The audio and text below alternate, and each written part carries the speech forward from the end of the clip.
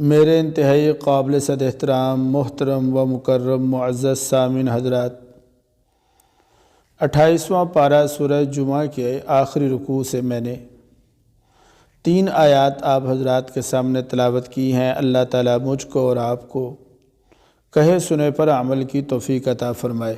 عزیزو دوستو، یہ وہی موضوع ہے میرا جو میں نے گزشتہ جمعہ بھی عرض کیا۔ نماز جمعہ، اس کی حکمت، اس کے مقاصد کیا ہیں، اس کی تاریخ کیا ہے۔ 1-2 باتیں ایسی تھیں جو ضروری تھیں اور گزشتہ جمعہ وقت کی قلت کی وجہ سے رہ گئی تھیں، تو میں نے مناسب سمجھا کہ آج کی اس نشست میں وہ باتیں بھی عرض کر دوں۔ نماز جمعہ کے کچھ احکام بھی ہیں،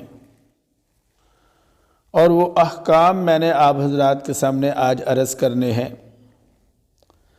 لیکن پہلے یہ سن لیں کہ نماز جمعہ کو یہ خصوصیت اور فضیلت حاصل ہے کہ اللہ تعالیٰ نے قرآن کریم میں صرف نماز جمعہ کی اذان کا ذکر کرنے کے بعد فرمایا کہ جب جمعہ کی اذان دی جائے تو نماز کے لیے حاضر ہو جاؤ۔ چنانچہ ارشاد فرمایا، یا ایھا الذین آمنوا اذا نودی للصلاۃ من یوم الجمعۃ، اے ایمان والو، جب تمہیں جمعے کے دن نماز جمعہ کے لیے پکارا جائے، بلایا جائے، تو فاسعوا الی ذکر اللہ، اللہ تعالیٰ کے ذکر کی طرف یعنی نماز جمعہ کی طرف لپکو، یعنی جلدی کرو۔ وذروا البیع، اور ہر طرح کے خرید و فروخت تجارت ترک کر دو۔ لا الہ الا اللہ۔ اس لیے میرے عزیز و دوستو، نماز جمعہ کے لیے مسجد میں اتنا پہلے جانا کہ پہلی صف میں اور امام کے قریب جگہ مل جائے۔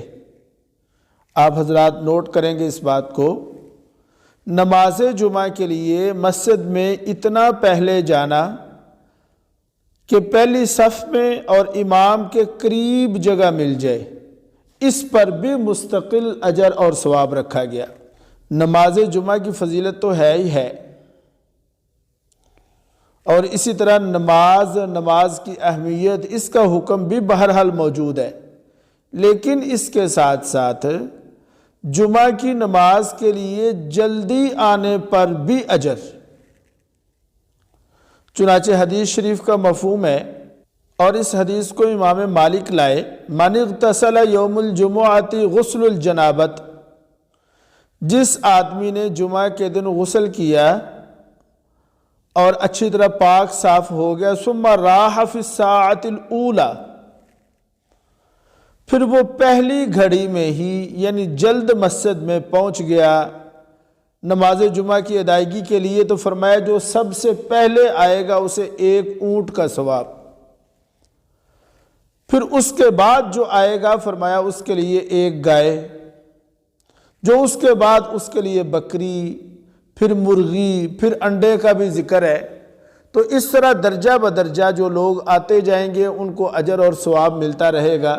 یہاں یہ بات نوٹ فرما لیں کہ یہ اجر کب تک جاری رہے گا، اس کے لیے حدیث میں آگے الفاظ ہیں، فَإِذَا خَرَجَ الْإِمَامُ، لہذا جب امام خطبہ کے لیے نکل آئے اور منبر پر بیٹھ جائے، خطبہ دینا شروع کر دے، تو فرمایا کہ وہ جو باہر دروازے پر فرشتے بیٹھے ہوئے ہیں وہ اپنا کھاتا لپیٹ لیتے ہیں، رجسٹر بند کر دیتے ہیں، اور آ کر وہ بھی خطبہ سننے میں مشغول ہو جاتے ہیں۔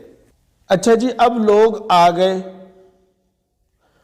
اور جمعہ میں پہنچ گئے، تو ان کے لیے شریعت نے 3 انتظام فرمائے۔ نمبر 1،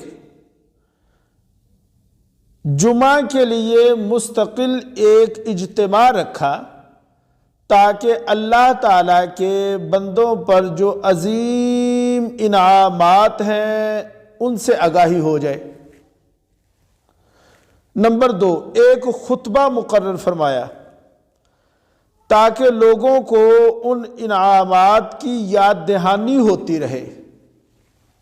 میں نے گزشتہ جمعہ عرض کیا تھا کہ اسلام مسلمان کلمہ پڑھنے والوں کی اسلام کے ساتھ، دین کے ساتھ ذہنی ہم آہنگی رہے، یعنی ذہنی کمٹمنٹ رہے، اس کے لیے ہفتہ وار نظام جمعہ بنایا گیا۔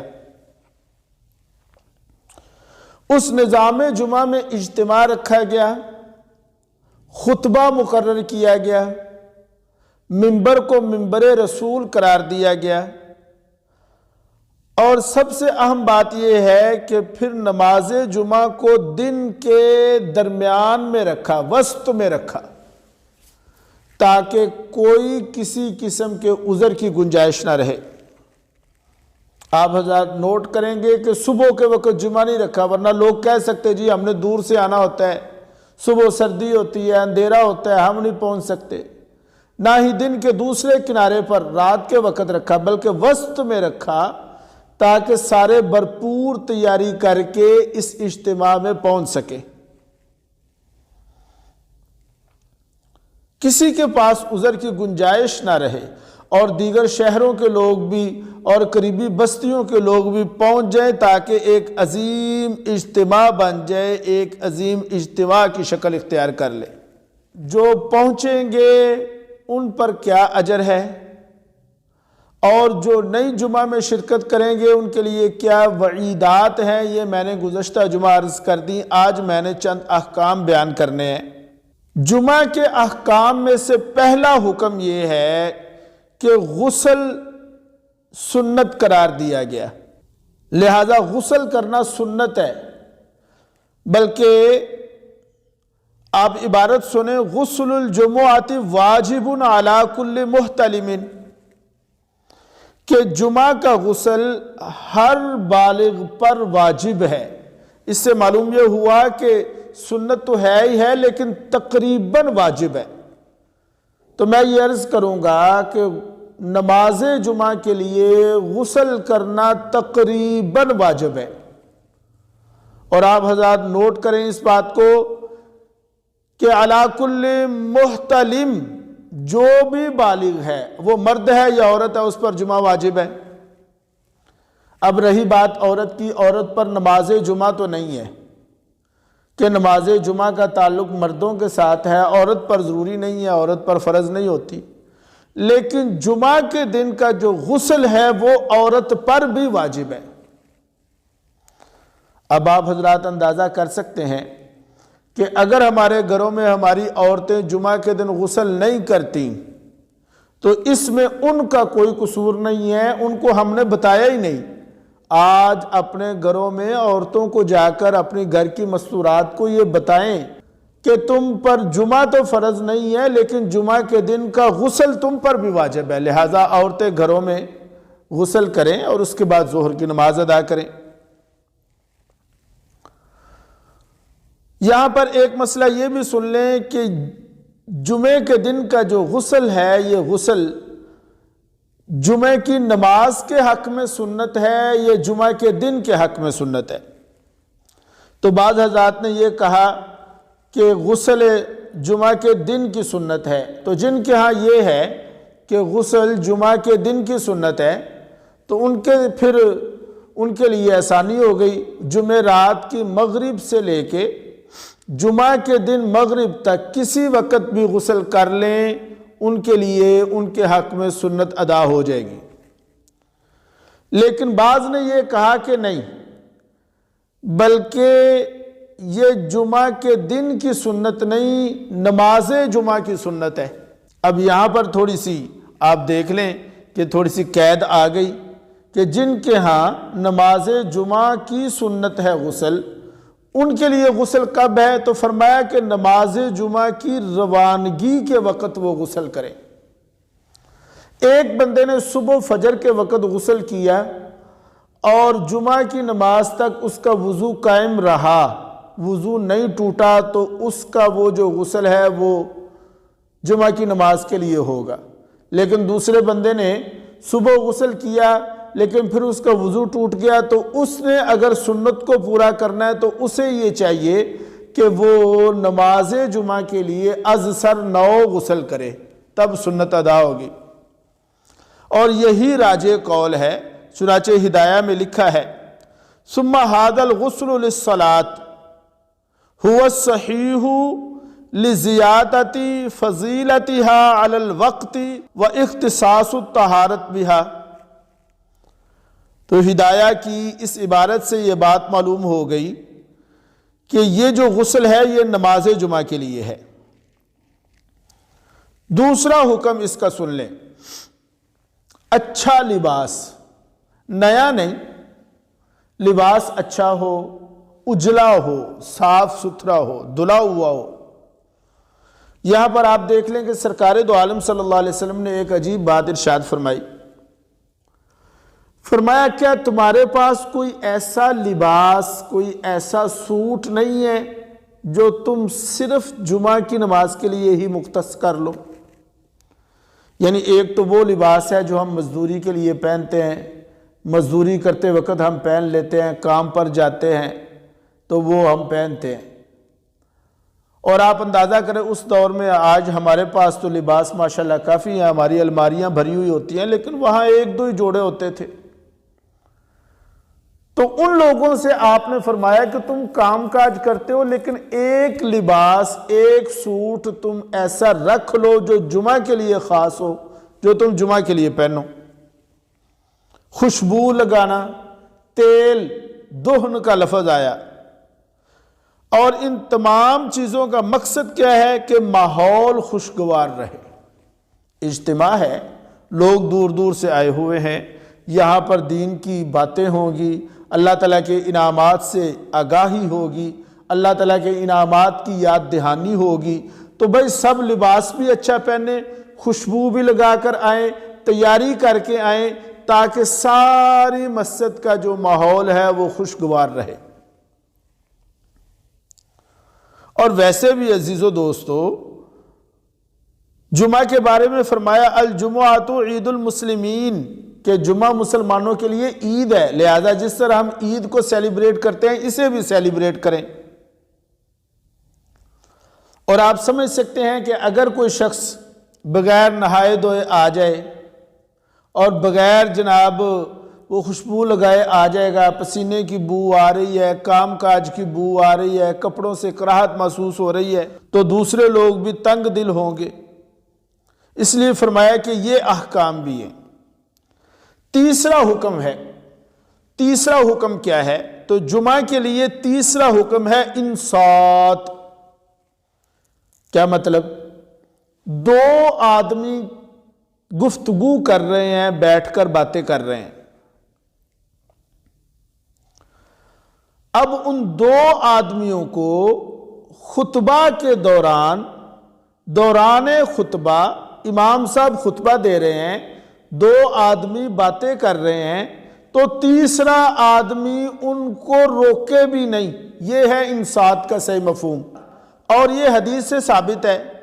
سیدنا ابو ہریرہ رضی اللہ تعالیٰ عنہ کی روایت ہے، فرمایا اذا قلت لصاحبک انصت یوم الجمعۃ والامام یخطب فقد لغوت، فرمایا امام جمعے کے دن خطبہ دے رہا ہو، اس وقت باتیں کرنا تو دور کی بات، 2 آدمیوں کا آپس میں گفتگو کرنا تو درکنار، اگر کوئی 2 آدمی باتیں کر رہے ہیں تو ان کو روکو بھی نہیں۔ یعنی آپ کوئی اشارہ وغیرہ کر سکتے ہیں، میری بات آپ سمجھ رہے ہیں کہ کوئی اشارہ کر دیں، انگلی سے اشارہ کر کے، لیکن بولنا نہیں۔ کیوں؟ اس لیے کہ جمعے کی یہ محفل ہے، اور یہ جمعے کا یہاں پر ذہن سازی ہونی ہے، اللہ تعالیٰ کے انعامات کا تذکرہ ہونا ہے، احکام بیان ہونے ہیں، اور تم اگر باتیں شروع کر دو گے یا ایک دوسرے کے ساتھ گفتگو شروع ہو جائے گی تو بات پر توجہ اور دھیان نہیں رہے گا۔ اس لیے فرمایا کہ باتیں کرنا تو دور کی بات، باتیں کرنے والوں کو منع بھی نہ کرو۔ جس نے ایسا کیا فرمایا فقد لغوتا، اس نے بھی فضول کام کیا۔ یہاں پر یہ بھی سن لے کہ یہ بچے ہم لے کر آتے ہیں، بچے شور کرتے ہیں، تو پہلی تو بات یہ ہے کہ بچوں کو گھر سے سمجھا کر لائیں، ان کی تربیت کریں، ان کی ذہن سازی کریں، انہیں بتائیں کہ ہم اللہ کے گھر جا رہے ہیں، انہیں بتائیں کہ جس جگہ پر ہم جا رہے ہیں وہ کوئی میدان نہیں، کوئی گراؤنڈ نہیں، کوئی میوزیم نہیں، کوئی کھیلنے کی جگہ نہیں ہے، وہ مسجد ہے۔ ان کی ذہن سازی کی جائے، انہیں بتایا جائے اور ان کو یہ کہا جائے کہ بچوں وہ اللہ کا گھر ہے، اس رحمان اللہ کا، اس جبار اللہ کا گھر ہے، وہاں پر ہم نے اطمینان سے بیٹھنا ہے۔ لا الہ الا اللہ۔ ہم اپنے بچوں کی ذہن سازی نہیں کرتے۔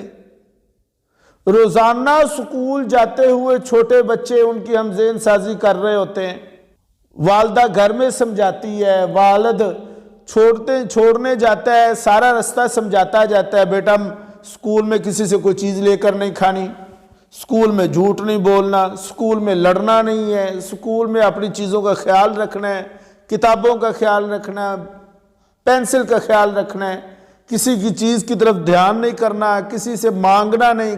یہ ساری باتیں ہم روز اپنے بچوں کے ساتھ سکول کے لیے تو کرتے ہیں، مسجد کے لیے، رب کے گھر کے لیے کیوں نہیں کرتے؟ تو میرے عزیزو دوستو، اگر ہم اپنے بچوں کو تربیت کریں ان کی، پھر انہیں مسجد میں لے کر آئیں، تو پھر میرے خیال میں ایسی شکایت کسی کو پیدا نہیں ہوگی۔ اچھا جی، اس کے لیے چوتھا ادب ہے گردن پھیلانگنا، جسے کہتے ہیں تخطی رقاب۔ مجمع بیٹھا ہوا ہے، لوگ بات سن رہے ہیں، ایک آدمی تاخیر سے آیا اور وہ لوگوں کی گردنیں پھیلانگتا ہوا، لوگوں کے کندھوں سے پھیلانگتا ہوا آگے آ کر بیٹھ جائے، اس سے منع فرمایا۔ اسے کہتے ہیں تخطی رقاب۔ اور آپ حضرات نوٹ کریں گے کہ یہ عام حالت میں بھی منع ہے، اور جمعہ کے لیے تو خاص طور پر منع کیا گیا، بلکہ نہ صرف منع کیا گیا بلکہ جو شخص گردنوں کو پھیلانگتا ہوا آگے آئے گا اس کے لیے وعید ہے۔ لا الہ الا اللہ۔ میں ابھی آپ کو روایت سناتا ہوں، لیکن دیکھیں اس کا بہترین حل یہ ہے کہ جو حضرات پہلے آتے ہیں وہ آگے ہو کر بیٹھیں، امام کے قریب ہو کر بیٹھیں کہ جگہ خالی نہ رہے، اور اگر جو حضرات پہلے آ گئے وہ پیچھے بیٹھیں گے تو پھر بعد میں آنے والے آگے خالی جگہ دیکھیں گے تو وہ آگے آئیں گے، اور اگر آگے خالی جگہ نہیں ہوگی تو وہ گردنیں بھی نہیں پھیلانگیں گے۔ اب سن لیں اس پر وعید کیا ہے۔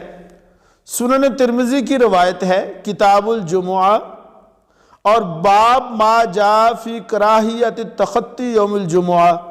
رسول اللہ صلی اللہ علیہ وسلم نے ارشاد فرمایا، جس آدمی نے لوگوں کے کندھے کو پھیلانگا جمعے والے دن جمعہ کی نماز کے لیے، فرمایا اتخذ جسرن الی جہنم، اللہ تعالیٰ اسے جہنم کے لیے پل بنائے گا۔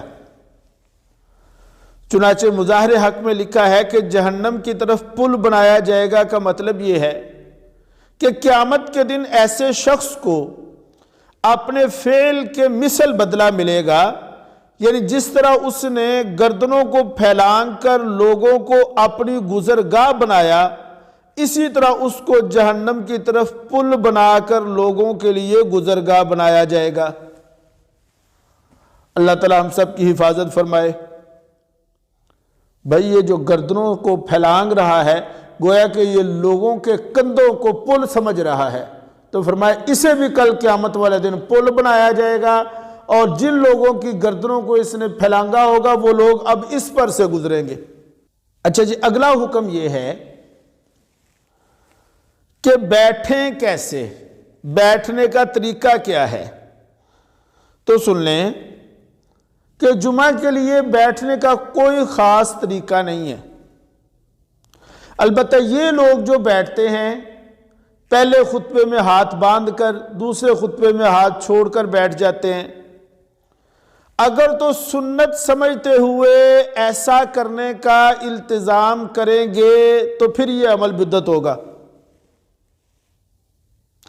اور اگر خطبہ کی سنت سمجھے بغیر ایسا کریں تو یہ عمل بدعت تو نہیں ہوگا، لیکن اس کا التزام کرنا جائز نہیں ہوگا۔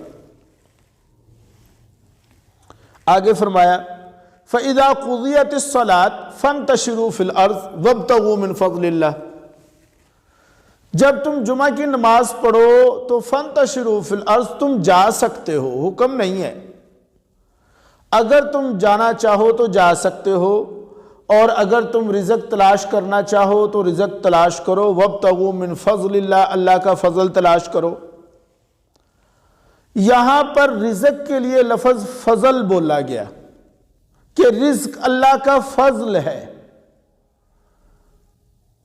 یہ رزق کسب نہیں، یہ ہماری کمائی نہیں، یہ ہمارا کسب نہیں ہے، بلکہ یہ اللہ کا فضل ہے۔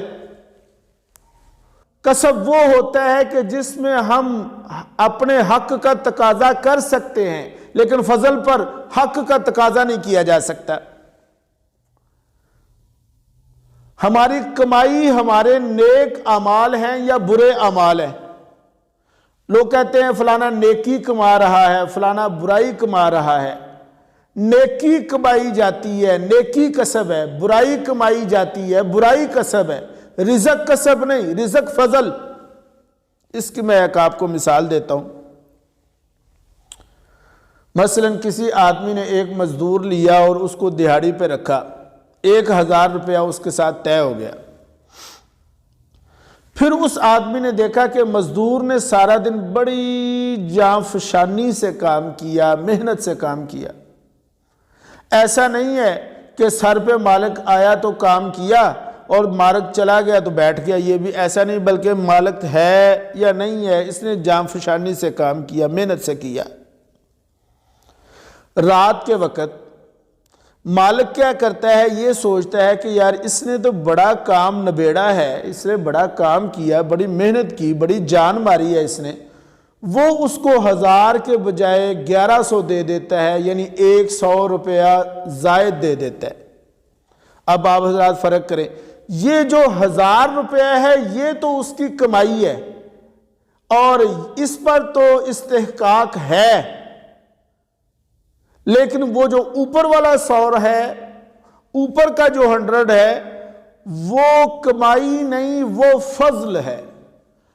اللہ تعالیٰ نے رزق کو اپنا فضل قرار دیا، وَابْتَغُوا مِنْ فَضْلِ اللَّهِ، یہ رزق اللہ کا فضل ہے، اور رزق کو فضل کہہ کر اس بات کی طرف اشارہ کر دیا کہ کل کو یہ جو رزق ہے اس کو خرچ کرنے لگو تو یہ یاد رکھنا یہ میرا فضل ہے، اور اس کو وہاں خرچ کرنا جہاں میری مرضی ہے۔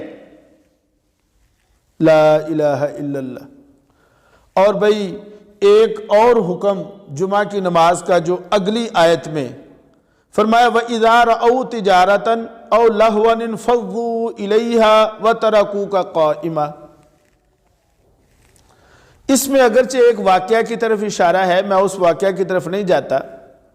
فرمایا اگر تم امام خطبہ دے رہا ہے، امام خطبہ ارشاد کر رہا ہے، اور دوران خطبہ تم دھیان سے سن رہے ہو، لیکن تم نے دیکھا کہ کوئی تجارت کی بات آ گئی، او لہو یا کوئی کھیل تماشے کی بات آ گئی اور تم اس طرف متوجہ ہو گئے، اس سے منع کیا۔ بھائی بات بڑی اہم ہو رہی ہے، یہ خطبہ ہے، لوگوں کی ذہن سازی ہو رہی ہے، اس کو پورے دھیان سے اس کو فوکس کرنا ہے، اس کی طرف توجہ کرنی ہے۔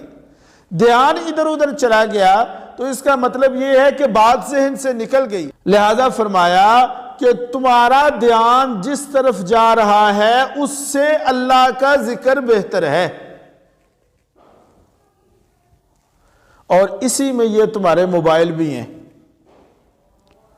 بڑی اچھی گفتگو ہو رہی، قرآن پڑھا جا رہا ہے، قرآن کی تلاوت ہو رہی ہے، بڑی اچھی گفتگو ہو رہی ہے، قبر آخرت کی لوگوں کے رونگٹے کھڑے ہیں، لیکن اگر کسی کا موبائل بج جائے وہ ساری تقریر کو چھوڑ کے اٹھ کے باہر چلا جائے گا. اچھا وہ فون چاہے کمپنی کا کیوں نہ ہو، لیکن یہ موبائل. اور اسی میں ہمارا بعض کا یہ ہوتا ہے، ادھر میں خطبہ دے رہا ہوتا ہوں، کوئی ساتھی آیا اس نے پنکھا چلایا، سب کا دھیان ادھر چلا گیا. کوئی آتا ہے وہ لائٹ چلاتا ہے، لوگوں کا دھیان اس طرف چلا گیا. پہلی بات تو یہ ہے پنکھے چلانا، لائٹیں جلانا، یہ آپ شروع میں کام کریں. جس نے یہ کرنا ہے وہ پہلے آ کے کرے، خطبہ شروع ہونے سے پہلے کرے، خطبہ شروع ہونے کے بعد نہیں. لہذا اگر خطبہ شروع ہونے کے بعد کوئی لائٹ چلائے گا، پنکھا چلائے گا، تو وہ لوگوں کے دھیان کو بٹانے والا ہوگا. فرمایا وَإِذَا رَأَوْا تِجَارَةً أَوْ لَهْوًا انفَضُّوا إِلَيْهَا وَتَرَكُوكَ قَائِمًا قُلْ مَا عِندَ اللَّهِ خَيْرٌ مِّنَ اللَّهْوِ وَمِنَ التِّجَارَةِ. فرمایا جو اللہ کے پاس ہے تمہاری اس کھیل سے بھی بہتر ہے، تمہارے موبائل سے بھی بہتر ہے، تمہاری تجارت سے بھی بہتر ہے. اور بھائی عزیزو دوستو، وقت کافی ہو گیا. آخری بات اور انتہائی توجہ والی بات کہ جمعہ کو جمعہ بنانے والی چیز کیا ہے؟ کیوں جی شفیق صاحب، جمعہ کو جمعہ بنانے والی چیز کیا ہے؟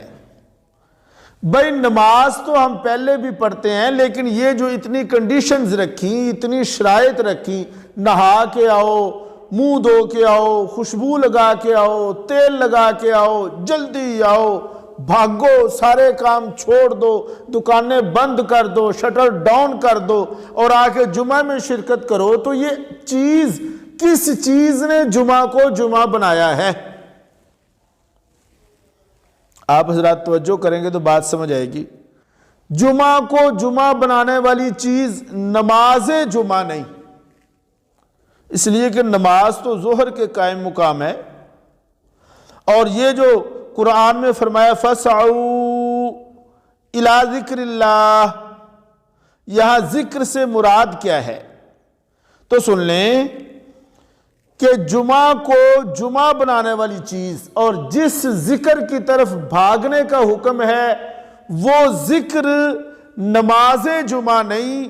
اس لیے کہ نماز تو ہم پہلے بھی پڑھتے ہیں، نماز کی اہمیت تو پہلے سے موجود ہے، نماز کا حکم تو پہلے سے موجود ہے. اس جمعہ کو جمعہ بنانے والی چیز اور جس ذکر کی طرف بھاگنے کا، دوڑنے کا حکم دیا جا رہا ہے وہ چیز کیا ہے؟ فرمایا کہ وہ چیز نماز جمعہ نہیں، وہ خطبہ جمعہ ہے.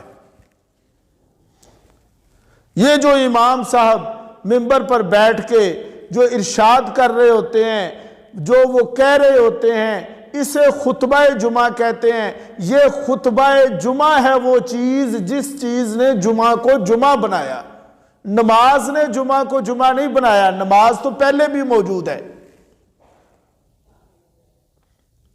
لہذا جمعہ کو جمعہ بنانے والی چیز نماز نہیں بلکہ خطبہ جمعہ ہے. اس لیے کہ ہفتہ وار اجتماع کا مقصد یہی خطبہ ہے، اور تعلیم جو ہوگی وہ اسی خطبہ میں ہوگی. اور آپ حضرات کب آتے ہیں جی؟ ہم تب آتے ہیں جب عربی کا خطبہ شروع ہوتا ہے. اور آپ حضرات مجھے معاف کریں کہ عربی کا خطبہ تو جو مولوی صاحب پڑھ رہے ہیں ان کو بھی سمجھ نہیں آتی الا ماشاءاللہ، تو آپ کو کیسے سمجھ آئے گی؟ اچھا جب آپ سمجھیں گے نہیں تو تربیت کیسے ہوگی؟ بھائی عزیزو دوستو، اس اجتماع کو جو ہفتہ وار ہے صرف آدھا گھنٹہ، اس کو اہمیت دیں، وقت پر پہنچے. جزاک اللہ خیر. اللہ تعالیٰ عمل کی توفیق عطا فرمائے.